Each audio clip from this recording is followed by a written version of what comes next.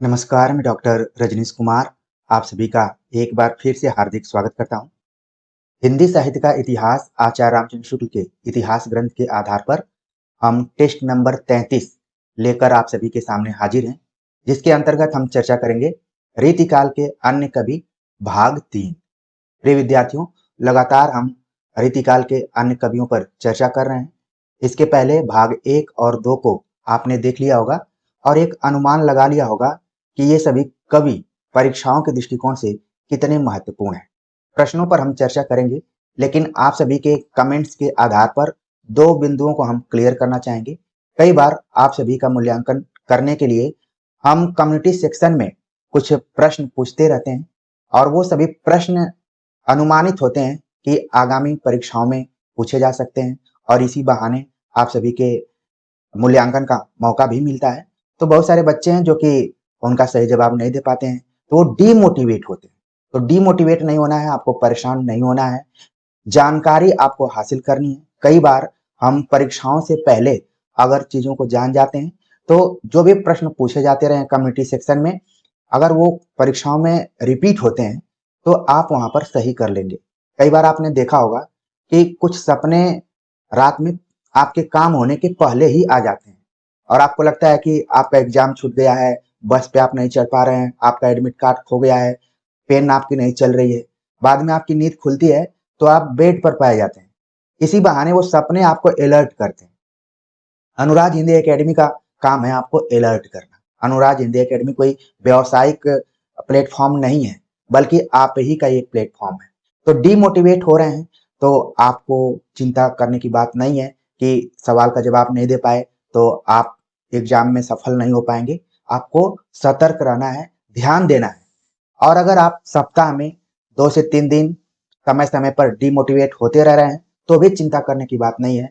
ये मानकर चलिए कि आप सही दिशा में चल रहे हैं और अपनी मंजिल को पाना चाहते हैं।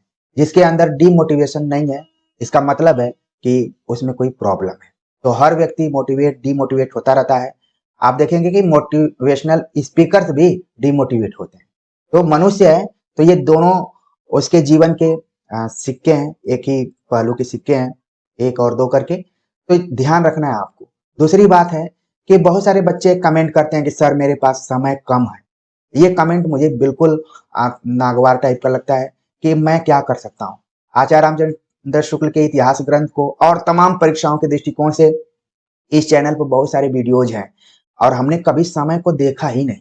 जो हमारे लगातार जुड़े हुए विद्यार्थी हैं वो इस चीज को समझते होंगे। विद्यार्थी पहले कहा करते थे कि सर एग्जाम आने के पहले आप रामचंद्र शुक्ल को कंप्लीट कर दीजिएगा। हमने न सब्जेक्टिव तौर पर कंप्लीट किया बल्कि ऑब्जेक्टिव तौर पर भी आधा से अधिक पढ़ा दिया है। तो यहाँ तो कंटिन्यू चीजें चल रही हैं। अगर आपके पास समय कम है तो आप अपने सिटिंग प्लान को बढ़ाइए और उस हिसाब से पढ़ाई कीजिए, तभी होगा, नहीं तो फिर कोई फायदा नहीं। तो ये 2 चीजें बार बार विद्यार्थियों की आती रही हैं, तो मुझे लगा कि आज मैं आप सभी से बात कर लेता हूँ। चलते हैं, हम बात करते हैं प्रश्नों के ऊपर।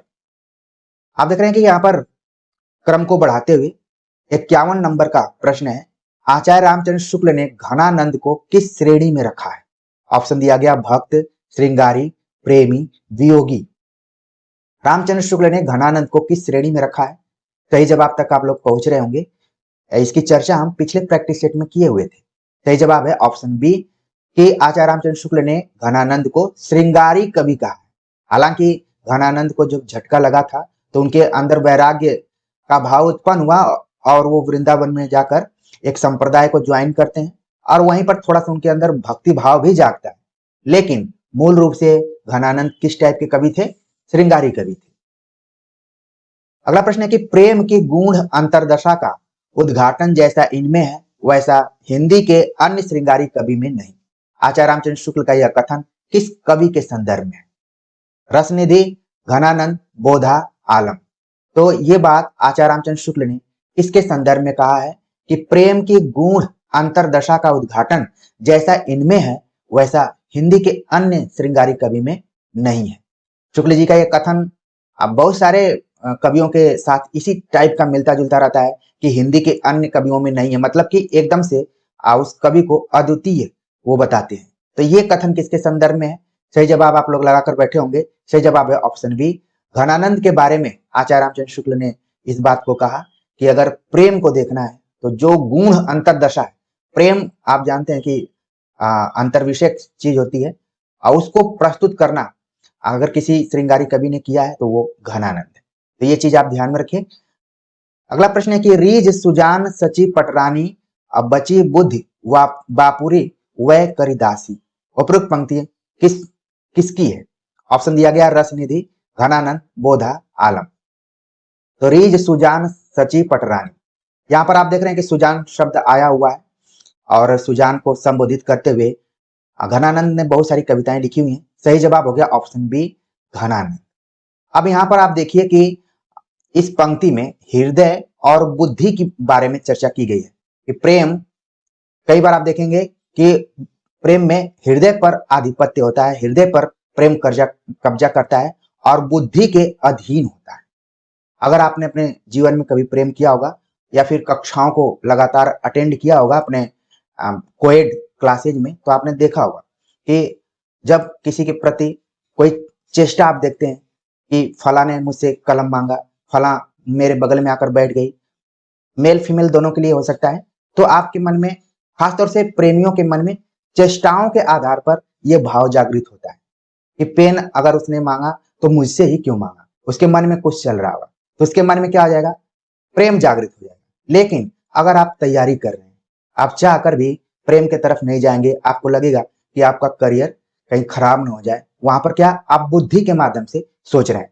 तो कुल मिलाकर आपको देखना है कि मनुष्य जो है कभी हृदय से सोचता है, कभी बुद्धि से सोचता है। मुझे याद आता है कि जब मैं 12वीं का विद्यार्थी था तो नोट्स बनाने में मैं पहले से ही माहिर था।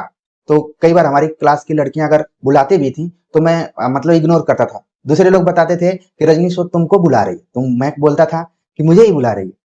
तो लगता था कि हाँ, अगर वो कोई बताए तब मुझे लगे कि हाँ मुझे ही बुला रही है।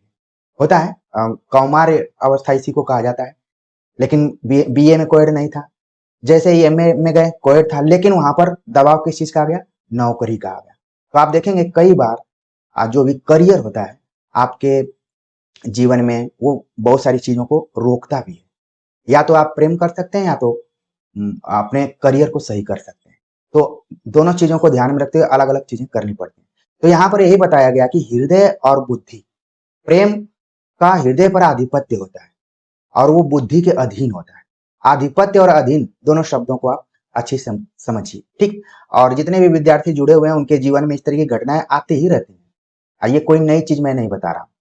अगला जो प्रश्न है, भावों या मनोविकारों के स्वरूप परिचय के लिए कवियों की वाणी का अनुशीलन जितना उपयोगी है उतना मनोविज्ञानियों का निरूपण का नहीं। उपरोक्त कथन किस आलोचक का है? भावों या मनोविकारों के स्वरूप परिचय के लिए कवियों की वाणी का अनुशीलन जितना उपयोगी है उतना मनोविज्ञानियों का निरूपण नहीं। यह कथन किसका है? ऑप्शन दिया गया बालकृष्ण भट्ट, महावीर प्रसाद द्विवेदी, रामचंद्र शुक्ल, श्याम सुंदर दास। तो यहाँ पर आप सही जवाब तक पहुंच गए होंगे। सही जवाब है ऑप्शन सी, रामचंद्र शुक्ल का यह कथन है कि अगर अपने भावों या मनोविकारों, रामचंद्र शुक्ल ने एक किताब भी लिखी हुई है, आप लोगों के लिए होमवर्क मैं दे रहा हूं, जो कि भाव और मनोविकार पर आधारित किताब है, ठीक है। उन्होंने कहा कि भाव या मनोविकारों के स्वरूप परिचय के लिए कवियों की वाणी का अनुशीलन मूल्यांकन जितना उपयोगी है उतना मनोविज्ञानियों का नहीं। यानी आप देख रहे हैं कि कवि भी मनोवैज्ञानिक की तरह ही होता है, भाव और मनोविकारों का वो अलग तरीके से विश्लेषण करता है। सही जवाब हो गया ऑप्शन सी, रामचंद्र शुक्ल। अगला प्रश्न है कि घनानंद ने न तो बिहारी की तरह विरह ताप को बाहरी माप से मापा है, न बाहरी उछल कूद दिखाई है। जो कुछ हलचल है वह भीतर की है, बाहर से यह वियोग प्रशांत और गंभीर है। न उसमें करवटें बदलना है, न सेज का आग की तरह तपना है, न उछल उछल कर भागना है। उपरोक्त कथन किस आलोचक का है? ऑप्शन दिया गया है बालकृष्ण भट्ट, महावीर प्रसाद द्विवेदी, रामचंद्र शुक्ल, विश्वनाथ प्रसाद मिश्र। तो यहाँ पर घनानंद का मूल्यांकन करते हुए बिहारी से तुलना की गई है। और जो बिहारी की कविताओं में ऊहात्मकता, एक खास विशेषता है बिहारी की कविताओं की, जिसको कहा जाता है ऊहात्मक है, और अतिशयोक्तिपूर्ण बातें उसमें कही जाती हैं जो कि नामुमकिन है, संभव भी नहीं है। तो घनानंद की कविताओं में उस तरीके की कोई चर्चा नहीं, उस तरीके की कोई भाव नहीं है। ये बात किसने कही? सही जवाब है ऑप्शन सी, रामचंद्र शुक्ल ने इस बात को कहा हुआ है। कई विद्यार्थी कमेंट करते हैं कि जब भी कविताओं की पंक्तियां आती हैं तो व्याख्या की मांग करते हैं वो, क्योंकि यहाँ पर समय को ध्यान में रखते हुए हमें आपको बताना पड़ता है, नहीं तो व्याख्या किसी भी पंक्ति की एक से अधिक तरीके की जा सकती है। इसलिए एक विद्यार्थी ने एक दिन कमेंट किया कि सर आपका वो चेहरे का एक्सप्रेशन ही बता दिया कि इसकी व्याख्या आपको नहीं आती है। ऐसी बात नहीं है। अगर यूजीसी नेट यूनिट 5 की कविताओं की व्याख्या आपको देखना हो तो जाकर देख लीजिए कि किस तरीके से व्याख्या की जाती है। तो मैं कई बार देखता हूं कि पूर्वाग्रह से आप लोग ग्रसित मत रहिए, आप कंटेंट को देखिए, टीचर क्या है। मैंने आपको बहुत पहले ही कहा था कि भाई किसी के फिजिकल अपीयरेंस पर आप मत जाइए, आप कंटेंट को देखिए, उस हिसाब से अपना मूल्यांकन कीजिए। अगला प्रश्न है कि उनकी मौन मधी पुकार है, घनानंद के बारे में यह कथन किसका है?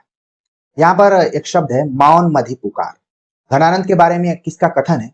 ऑप्शन दिया गया बालकृष्ण भट्ट, महावीर प्रसाद द्विवेदी, रामचंद्र शुक्ल, विश्वनाथ प्रसाद मिश्र। तो इसका भी सही जवाब हो गया ऑप्शन सी, रामचंद्र शुक्ल। उनकी मौन मधी पुकार है। कई बार क्या होता है कि प्रेम को भी हम प्रस्तुत भी करते हैं और अप्रस्तुत भी। कई बार आप लोगों ने देखा होगा कि दो लोग आपस में प्रेम करते हैं, कभी उनको इन 3 वर्ड का यूज उन्होंने कभी किया ही नहीं।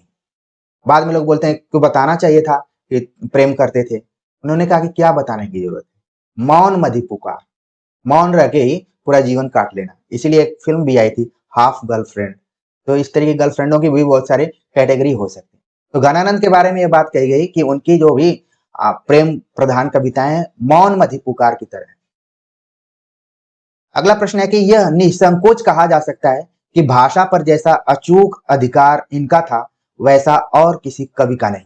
घनानंद के संदर्भ में उपरोक्त कथन किस आलोचक का है? ऑप्शन दिया गया बालकृष्ण भट्ट, महावीर प्रसाद द्विवेदी, रामचंद्र शुक्ल, विश्वनाथ प्रसाद मिश्र।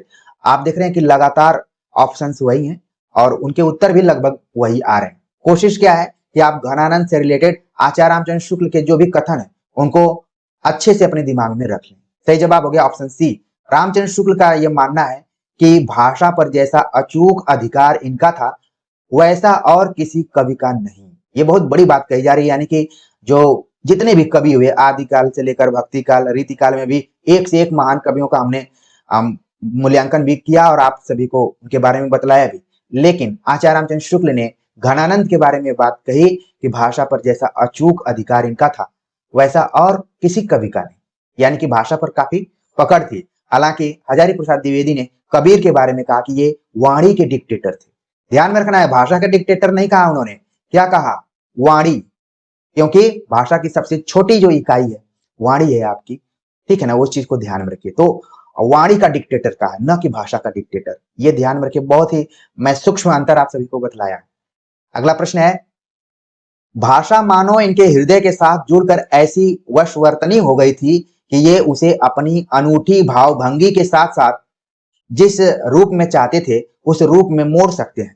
घनानंद के संदर्भ में यह कथन किसका है? ऑप्शन सेम टू सेम वही है और सही जवाब भी है। रामचंद्र शुक्ल ने इस बात को कहा कि भाषा मानो इनके हृदय के साथ जुड़कर ऐसी वशवर्तनी हो गई। यहाँ पर बुद्धि नहीं लिखा उन्होंने, हृदय लिखा है कि हृदय के साथ जुड़कर ऐसी वशवर्तनी हो गई है कि ये उसे अपनी अनूठी भावभंगी के साथ जिस रूप में चाहते थे उस रूप में मोड़ सकते थे, यानी कि पूरा इनको नचा देते थे भाषा को।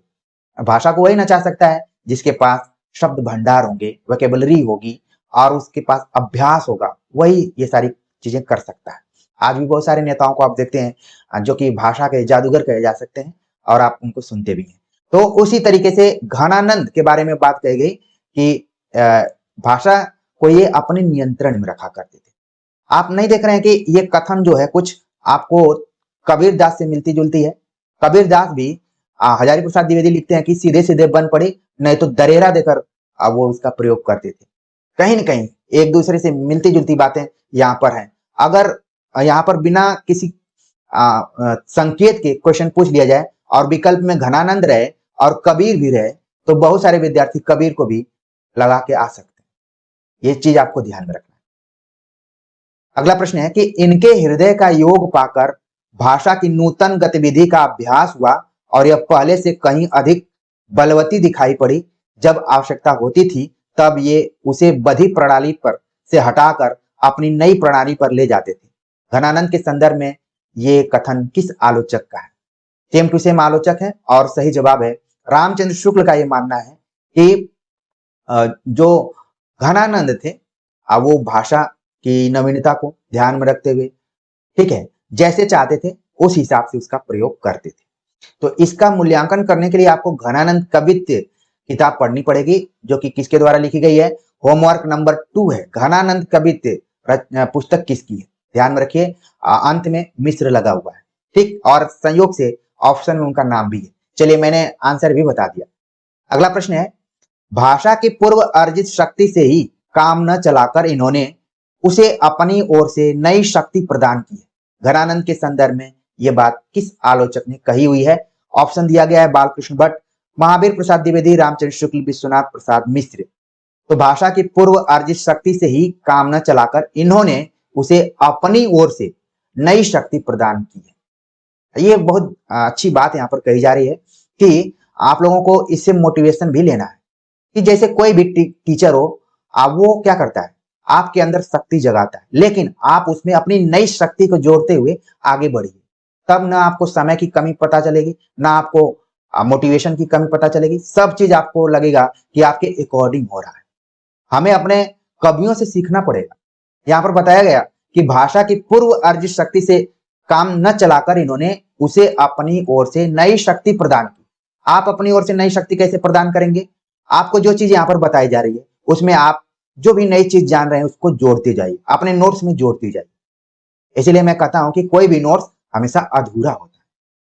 तो ये बात कही आचार्य रामचंद्र शुक्ल ने घनानंद के बारे में, ठीक है। यहाँ पर आप देख रहे हैं कि भाषा को लेकर शुक्ल जी ने घनानंद का मूल्यांकन बहुत बेहतरीन तरीके से किया है। अगला जो प्रश्न है, घनानंद जी उन बिरले कवियों में हैं जो भाषा की व्यंजकता बढ़ाते हैं, ठीक है। अपरी भावनाओं के अनूठे रूप रंग की व्यंजना के लिए भाषा का ऐसा बेधड़क, यहाँ पर अपनी होना चाहिए, बेधड़क प्रयोग करने वाला हिंदी के पुराने कवियों में दूसरा नहीं हुआ। आप लगातार देख रहे हैं कि इस प्रैक्टिस सेट में घनानंद के संदर्भ में बात कहेगी हिंदी के पुराने कवियों में दूसरा नहीं हुआ। यानी कि इस मामले में घनानंद पहले कवि हो सकते हैं कि उन बिरले कवियों में जो भाषा की व्यंजकता, व्यंजक जब आ रहा है तो आप ध्यान में रखिए कि ये शब्द शक्तियों की बात की जा रही है। अपनी भावनाओं के अनूठे रूप रंग की व्यंजना के लिए भाषा का ऐसा बेधड़क प्रयोग करने वाला हिंदी के पुराने कवियों में दूसरा नहीं हुआ। घनानंद के संदर्भ में बात किस आलोचक की है? ऑप्शन दिया गया बालकृष्ण भट्ट, महावीर प्रसाद द्विवेदी, रामचंद्र शुक्ल, विश्वनाथ प्रसाद मिश्र। सही जवाब हो गया ऑप्शन सी, रामचंद्र शुक्ल। हो सकता है कि आप लोग अपना आंसर की तैयार कर रहे होंगे तो लगातार आपको सीसी दिखाई पड़ रहा होगा। इससे आपको बेचैन या परेशान होने की जरूरत नहीं है। कोशिश क्या है हमारी कि आचार्य रामचंद्र शुक्ल के कथन घनानंद के संदर्भ में क्या है उनको आप अच्छे से समझ पाए। अगला प्रश्न है कि भाषा के लक्षण और व्यंजक बल की सीमा कहां तक है, इसकी पूरी परख इन्हीं को भी घनानंद के संदर्भ में उपरोक्त कथन किस आलोचक का है? भाषा के लक्षण और व्यंजक बल की सीमा कहां तक है, इसकी पूरी परख घनानंद जी को थी। तो ये बात उनके संदर्भ में किसने कहा हुआ है? ऑप्शन दिया गया बालकृष्ण भट्ट, महावीर प्रसाद द्विवेदी, रामचंद्र शुक्ल, विश्वनाथ प्रसाद मिश्र। सही जवाब हो गया ऑप्शन सी, रामचंद्र शुक्ल। प्रिय विद्यार्थियों, अभी तक जितने भी प्रश्नों पर हमने चर्चा की है वो सभी प्रश्न आगामी परीक्षाओं के दृष्टिकोण से बहुत ही इंपॉर्टेंट है, जिसको कि मैं बहुत ज्यादा नहीं बोल पाऊंगा। इतने महत्वपूर्ण है कि आप जैसे एग्जाम हॉल में जाएंगे और इन प्रश्नों को देखेंगे तो पहले आप दाएं बाएं देखेंगे कि मतलब मैं ठीक तो हूं, फिर इसके बाद सही उत्तर तक आप जाएंगे, मतलब आप अंदर अंदर बहुत प्रसन्न होंगे। अगला जो प्रश्न है पूछा जा रहा है कि लक्षणा का विस्तृत मैदान खुला रहने पर भी हिंदी कवियों ने उसके भीतर बहुत ही कम पैर बढ़ाया। एक घनानंद ही ऐसे कवि हुए जिन्होंने इस क्षेत्र में अच्छी दौड़ लगाई। उपरोक्त कथन किस आलोचक का है? लक्षणा और व्यंजना की बार बार यहां पर बात की जा रही है, यानी कि घनानंद की जो शैली रही है लाक्षणिक शैली भी रही है और व्यंजना भी उसमें दिखाई पड़ती है। कहा गया कि लक्षणा का विस्तृत मैदान खुला रहने पर भी हिंदी कवियों ने उसके भीतर बहुत ही कम पैर बढ़ाया। कितनी बड़ी बात कही जा रही है कि पूरा लक्षणा का मैदान खुला था, आप किधर से भी उसमें प्रवेश कर सकते थे, लेकिन जो पुराने हिंदी कवि थे वो उधर नहीं गए, सीधी सीधी बात कह रहे थे। लेकिन घनानंद एक ऐसे कवि हुए जिन्होंने इस क्षेत्र में अच्छी दौड़ लगाई, इस मैदान में प्रवेश किया और खूब लाक्षणिक शैली में उन्होंने कविताएं लिखी। और आगे चलकर आप देखेंगे कि जो छायावाद है वो इस शैली का बहुत ही बेहतरीन तरीके से प्रयोग किया। ठीक है, छायावाद की खास विशेषता है और कहा जाता है कि जो काम छायावादी कवियों ने किया उसको पहले ही घनानंद ने कर दिया था। तो घनानंद के संदर्भ में ये बात किस आलोचक ने कही है, विकल्पों को आपने पढ़ लिया होगा। सही जवाब है ऑप्शन सी, रामचंद्र शुक्ल ने इस बात को कहा हुआ है। अगला प्रश्न है कि लाक्षणिक मूर्तिमत्ता और प्रयोग वैचित्र की जो छटा इनमें दिखाई पड़ी, खेद है कि वह फिर 250 वर्ष पीछे जाकर आधुनिक काल के उत्तरार्ध में अर्थात वर्तमान काल की नूतन काव्य धारा में ही अभिव्यंजनावाद के प्रभाव से कुछ विदेशी रंग लिए हुए प्रकट हुई है। घनानंद के संदर्भ में यह कथन किसका है? अभी जिसकी चर्चा मैं कर रहा था कि जिसकी शुरुआत घनानंद ने की थी, वो आगे चलकर छायावाद में दिखलाई पड़ता है। वहां पर अभिव्यंजनावाद, इन सारी चीजों की बात की जाती है, स्वच्छंदतावाद की बात की जाती है। और आप देखेंगे कि जब आचार्य रामचंद्र शुक्ल इस इतिहास ग्रंथ को तैयार कर रहे थे, हिंदी शब्द सागर की भूमिका को लिख रहे थे, हिंदी साहित्य का विकास नाम से लिख रहे थे, बाद में हिंदी साहित्य का इतिहास हुआ। आपको ध्यान में रखना है, जो नए विद्यार्थी होंगे, पुराने विद्यार्थी तो आप जानते हैं कि पहले हिंदी शब्द सागर की भूमिका लिखी गई, फिर हिंदी साहित्य का विकास लिखा गया, फिर हिंदी साहित्य का इतिहास लिखा गया। तीसरा पैटर्न है जो जिस पुस्तक पर हम बातचीत कर रहे हैं। तो जब ये लिख रहे थे तब छायावाद उनके समकालीन था, यानी उसी को उन्होंने वर्तमान काल दिया हुआ है। जाहिर सी बात है, एक दिन हमने कम्युनिटी सेक्शन में लिखा हुआ था कि आचार्य रामचंद्र शुक्ल जो कि हिंदी साहित्य का इतिहास ग्रंथ लिख रहे थे और कब वो इसी इतिहास के पार्ट हो गए, अंग हो गए, पता ही नहीं चला। तो दोनों चीजों को आप देखिए, कम्युनिटी सेक्शन को भी आप समय समय पर जाकर देखते रहिए। अब बहुत पहले ही हम कह चुके हैं कि ये जो हमारा प्लेटफॉर्म है ये एक यूनिवर्सिटी है, विश्वविद्यालय का इसको आप दर्जा दे सकते हैं। तो कहा गया कि लाक्षणिक मूर्तिमत्ता और प्रयोग वैचित्र की जो छटा इनमें दिखाई पड़ी, खेद है कि आगे चलकर इनके लिखने की जो शैली है, लिखा इन्होंने कि 250 वर्षों यानी कि लगभग 175 सालों के बाद आधुनिक काल में ये चीजें दिखाई पड़ती हैं, जो कि एक नए रूप में, जिसको कि हम अभिव्यंजनावाद कहते हैं। और अभिव्यंजनावाद एक खास व्यक्ति के द्वारा इसका प्रवर्तन किया गया है। जैसे ही मैंने नाम लिया आपके दिमाग में आ रहा होगा, नहीं आ रहा है तो इसका मतलब है कि आप ध्यान नहीं दे रहे हैं। लेकिन मैं जानता हूं कि 99% विद्यार्थियों के दिमाग में आ गया होगा कि क्रोचे का सिद्धांत है अभिव्यंजनावाद, और आचार्य रामचंद्र शुक्ल ने इसकी तुलना वक्रोक्तिवाद से किया हुआ है और इसको विलायती उत्थान के नाम से भी नाम दिया है, संबोधित किया। तो ये कथन किसका हो गया? घनानंद के संदर्भ में ये बात हो गई, आचार्य रामचंद्र शुक्ल ने इस बात को कहा है। तो प्रिय विद्यार्थियों, आप देख रहे हैं कि हम पढ़ रहे हैं हिंदी साहित्य का इतिहास, रीतिकाल, लेकिन समय के हिसाब से और प्रश्न को देखते हुए हम कहीं न कहीं पाश्चात्य काव्य शास्त्र की तरफ भी एक नजर दौड़ा ले रहे हैं। यानी कि हर विषय, हर प्रश्न पत्र का एक दूसरे से बहुत ही गहरा रिश्ता है। इसी तरीके से कोरिलेट करके आपको देखना है, आपको आनंद आएगा। अगला प्रश्न है कि घनानंद की पंक्तियां नहीं है। का न परे बहुतायत में इकलैन के वेदन जानो कहां तुम, पर कारज देह को धारे फिरो पर जन्य जथारथ वै दर्शो, अति सुधे सने को मार्ग है जहाने को सयानप बांक नहीं, अद्भुत गति यही प्रेम की बैनन कही न जाए। तो इसमें 4 पंक्तियां दी गई हैं, उसमें से हमें बताना है कि कौन सी ऐसी पंक्ति है कि जो घनानंद की नहीं है। आप अपना दिमाग दौड़ाना शुरू कर चुके होंगे। सही जवाब है ऑप्शन डी, अद्भुत गति यही प्रेम की बैनन कही न जाए। आज जैसा कि पिछले क्लास में हमने आप सभी को कहा था कि प्रेम का जो मार्ग है वो सुमार्ग नहीं, प्रेम सुमार्ग नाम से रचना भी किसी ने लिखी हुई है। यहीं पर यहाँ पर भी कहा गया कि अद्भुत गति यही प्रेम की बैनन कही न जाए। ये पंक्ति घनानंद की नहीं है, ये पंक्ति एक कवि हैं रसनिधि, उनके द्वारा लिखी गई। ठीक, सही जवाब हो गया ऑप्शन डी। अगला प्रश्न है कि रसनिधि के संदर्भ में असत्य है। कौन सी बात है जो रसनिधि के बारे में असत्य है, गलत है? इनका नाम पृथ्वी सिंह था, ये दतिया के एक जमींदार थे। रतन हजारा नामक दोहों का एक ग्रंथ बनाया, ये भक्ति रस के कवि थे। कौन सी बात ऐसी है जो रसनिधि के संदर्भ में असत्य है। तो सबसे पहले तो आपको ध्यान में रखना है कि इनका जो वास्तविक नाम था वो पृथ्वी सिंह था। कई बार परीक्षाओं में पूछा जा चुका है, इंपॉर्टेंट है, इसको ध्यान में रखिए कि पृथ्वी सिंह ये क्या थे, रसनिधि थे। ये दतिया के रहने वाले थे, वहां के एक जमींदार थे, ये भी बात बिल्कुल सही है। रतन हजारा नाम से इन्होंने एक ग्रंथ लिखा जो कि दोहा छंद में लिखा गया है, ये भी बिल्कुल सही है। यानी कि ऑप्शन डी क्या यहाँ पर गलत है। ठीक, सही जवाब हो गया ऑप्शन डी। ये भक्ति रस के कवि नहीं थे बल्कि श्रृंगार रस के कवि थे। इस चीज को आपको ध्यान में रखना है। तो रस निधि के बारे में आप इस प्रश्न के बहाने बहुत सारी चीजों को जान पाए। मान लीजिए टिप्पणी लिखने के लिए आ जाता है, जैसे कई जगह पर लिखित एग्जाम होने की संभावना है, तो मान लीजिए आ गया कि रस निधि पर टिप्पणी लिखिए, तो अगर यही चारों पॉइंट आप लिख देते हैं और 5 नंबर का क्वेश्चन है तो 4 नंबर आपको मिल जाएगा, ऐसे ही मिल जाएगा। इनका वास्तविक नाम पृथ्वी सिंह था, ये दतिया के एक जमींदार थे। इनके ग्रंथ का नाम रतन हजारा है जो कि दोहे छंद में लिखा गया है, और ये श्रृंगार रस के एक कवि थे। और बाकी जितनी भी आपको जानकारी है पूरा लिख दीजिए। ठीक है, चलते हैं आगे, बात करते हैं। अगला जो प्रश्न है, इन्होंने फारसी कविता के भाव भरने और चतुराई दिखाने का बहुत कुछ प्रयत्न किया है। फारसी की आशिकी कविता के शब्द भी इन्होंने इस परिमाण में कहीं कहीं रखे हैं कि सुकवि और साहित्यिक शिष्टता को आघात पहुंचता है। उपरोक्त कथन किस कवि के संदर्भ में? ऑप्शन दिया गया जयसी, बिहारी, घनानंद, रसनिधि। तो ये बात किस कवि के संदर्भ में है?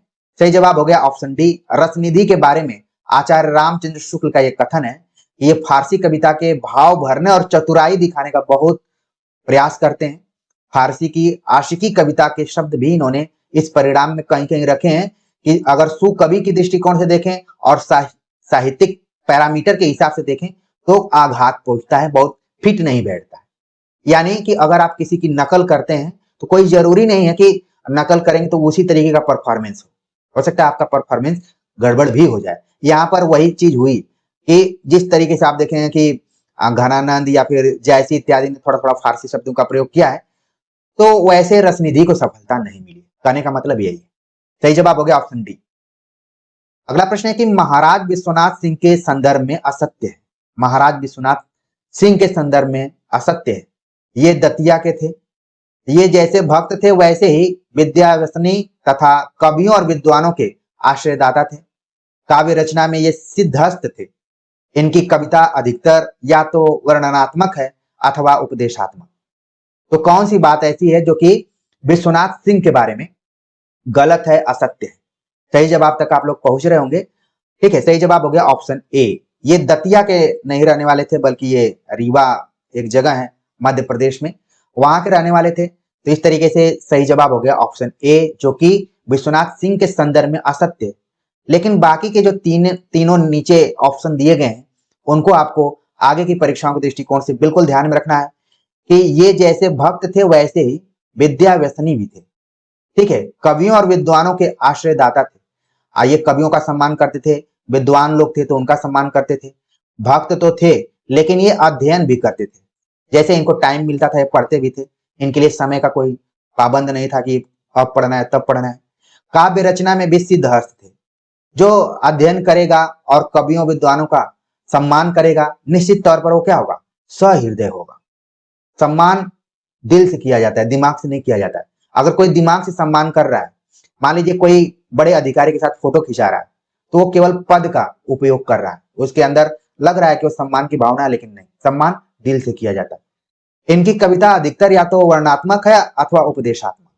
तो ये भी बातें एकदम सही है। अगर मान लीजिए ऑप्शन डी आ जाता है एग्जाम में कि ये कथन किसके संदर्भ में आचार्य रामचंद्र शुक्ल का, तो यहाँ पर जितने भी विद्यार्थी अभी काक चेष्टा बको ध्यानम के दृष्टिकोण से देख रहे हैं वो तुरंत बता देंगे कि महाराज विश्वनाथ सिंह के बारे में ये बात कही जा रही है।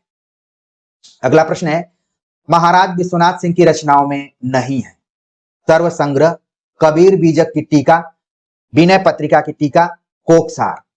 तो कौन सी ऐसी रचना है जो कि विश्वनाथ सिंह की नहीं है? बातों ही बातों में आप लोग सही जवाब तक पहुंच गए होंगे। सही जवाब है ऑप्शन डी।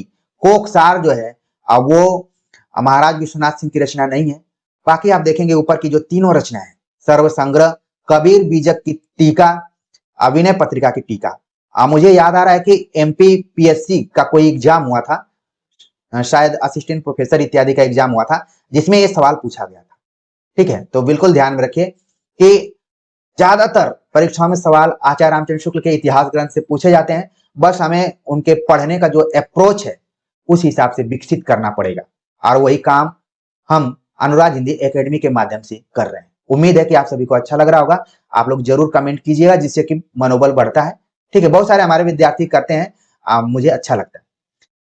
अगला प्रश्न है कि यद्यपि रामोपासक थे, यद्यपि ये रामोपासक थे, पर कुल परंपरा के अनुसार निर्गुण संत मत की वाणी का भी आदर करते थे। आचार्य रामचंद्र शुक्ल का उपयुक्त कथन किसके संदर्भ में है? ऑप्शन दिया गया तुलसीदास, गोविंद सिंह, विश्वनाथ सिंह, रसनिधि। थोड़ा सा ये टक्कर देने वाला ऑप्शन है यहाँ पर। यद्यपि ये रामोपासक थे, यानी कि राम की उपासना करते थे, पर कुल परंपरा के अनुसार निर्गुण संत मत की वाणी का भी आदर करते थे, यानी कि उस जमाने में ये क्या थे? सेकुलर कहे जा सकते हैं। राम की भक्ति भावना करते थे, लेकिन अगर कोई कह रहा है कि मैं ईश्वर को नहीं मानता हूं, तो बोलते थे ठीक है, कोई बात नहीं, आप हमारे पास बैठ सकते हैं, खा सकते हैं, बातचीत करते हैं, सब कुछ कर सकते हैं। आदर करते थे, सम्मान करते थे। ये नहीं कि उसको पीट कर सही कर देते थे कि तुम क्यों नहीं मान रहे हो, राम को क्यों नहीं मान रहे हो, या फिर कृष्ण को क्यों नहीं मान रहे हो। ऐसा कुछ नहीं था। तो कहीं ना कहीं हमें अपने उन साहित्यकारों से सीखना चाहिए, समझना चाहिए। महाराज विश्वनाथ जी सामान्य व्यक्ति नहीं थे। इस प्रश्न का जो सही जवाब है ऑप्शन सी है। विश्वनाथ सिंह के बारे में आचार्य रामचंद्र शुक्ल का यह कथन है कि यद्यपि ये राम उपासक थे, पर कुल परंपरा के अनुसार निर्गुण संत मत की वाणी का भी आदर करते थे। कौन? विश्वनाथ सिंह। अगला प्रश्न है कि भारतेंदु हरिश्चंद्र ने हिंदी का प्रथम नाटक किसको माना है? भारतेंदु हरिश्चंद्र ने हिंदी का प्रथम नाटक किसको माना है? ऑप्शन दिया गया है नहुस, आनंद रघुनंदन, विद्या सुंदर, रामायण महानाटक। तो भारतेंदु हरिश्चंद्र, अब यहां पर अचानक रामचंद्र शुक्ल के स्थान पर भारतेंदु हरिश्चंद्र का नाम आ गया कि इन्होंने हिंदी का प्रथम नाटक माना। यानी कि धीरे धीरे धीरे धीरे हमें आधुनिक काल का आभास होने लगा है। आप लोगों को भी हो रहा होगा। तो हिंदी का प्रथम नाटक किसको माना है? सही जवाब हो गया ऑप्शन बी, आनंद रघुनंदन को हिंदी का पहला नाटक माना है। और आपके दिमाग में आ रहा होगा कि आनंद रघुनंदन किसने लिखा है।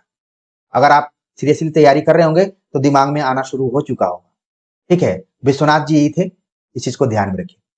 ठीक, विश्वनाथ जी का जो एक ग्रंथ है आनंद रघुनंदन भी है, जो कि हिंदी का पहला नाटक माना जा सकता है भारतेंदु हरिश्चंद्र के अनुसार। अगला प्रश्न है कि नागरी दास का वास्तविक नाम था। इस प्रैक्टिस सेट में आप देख रहे हैं कि हम दूसरे ऐसे कवि के बारे में बातचीत करने जा रहे हैं जिनके वास्तविक नाम को लेकर सवाल पूछा जाता है। नागरी दास का वास्तविक नाम था, ऑप्शन दिया गया मान सिंह, पृथ्वी सिंह, सावंत सिंह, राज सिंह। तो लगातार इसमें सिंह सिंह दिया हुआ है, आपको बतलाना है कि नागरी दास आखिरकार कौन थे। बिल्कुल सही जवाब तक हमारे बहुत सारे विद्यार्थी पहुंच रहे हैं। सही जवाब है ऑप्शन सी, सावंत सिंह का नाम नागरी दास था। बाद में ये जाकर भक्ति भावना में लीन हो गए और अपना नाम नागरी दास रख लिया। अगला प्रश्न उसी से जुड़ा हुआ है। नागरी दास में नागरी का अर्थ है चतुर, कृष्ण, सुजान, राधा। नागरी दास में नागरी, इन्होंने जो अपना नाम रखा उसमें बड़ा ही चतुराई के साथ इन्होंने इसका अर्थ बतलाया हुआ है। बहुत सारे विद्यार्थी चतुर वाला ऑप्शन लगा के बैठे होंगे और वो चतुर रामलिंगम बन चुके होंगे, लेकिन इसका जो सही जवाब है वो ऑप्शन डी है, राधा। नागरी का अर्थ है राधा। अगर इसको हम अर्थ के अनुसार करें तो इनका नाम हो जाएगा राधा दास।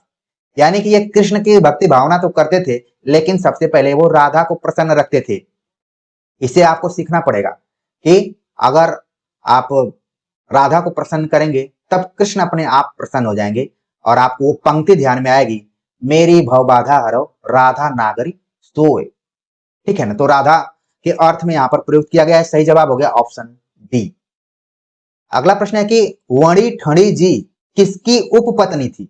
हमने पत्नी तो सुना था, लेकिन ये उपपत्नी क्या होता है आप लोग भी उसको समझ गए होंगे, जिसको कि आप जान गए होंगे, मुझे बताने की जरूरत नहीं है। वणी ठणी जी किसकी उपपत्नी थी? ऑप्शन दिया गया घनानंद, बोधा, नागरी दास, आलम। सही जवाब है ऑप्शन सी, नागरी दास की उपपत्नी। यानी कि पत्नी के अलावा भी एक इनकी और पत्नी थी, प्रेमिका कहा जा सकता है, या फिर पत्नी की तरह इनका संबंध था। वणी ठणी जी, ये जरूर ध्यान में रखिए, हो सकता है कि परीक्षाओं में पूछा जाए। अगला प्रश्न है, हमीर रासो किसका प्रबंधात्मक काव्य है? नागरीदास, जोधराज, हंसराज, जनकराज। तो इसमें से आपको बताना है कि हमीर रासो किसका प्रबंधात्मक यानी कि महाकाव्यात्मक ग्रंथ है। सही जवाब है ऑप्शन बी, जोधराज। जोधराज की रचना है हमीर रासो। तो प्रिय विद्यार्थियों, हमने कुछ महत्वपूर्ण प्रश्नों पर आप सभी से चर्चा की। उम्मीद है कि ये सभी प्रश्न आपको अच्छे लगे होंगे, आपके लिए कुछ प्रश्न नए रहे होंगे, कुछ पुराने रहे होंगे, और इसके बहाने आपके अंदर एक ऊर्जा आई होगी और उस ऊर्जा से आप एक नई ऊर्जा अपने अंदर पैदा करेंगे और उसी तत्परता के साथ तैयारी में लगे रहेंगे। तो इस प्रैक्टिस सेट के लिए आप सभी के कमेंट का मैं इंतजार करूंगा। मिलते हैं एक नए टॉपिक के साथ, तब तक के लिए नमस्कार।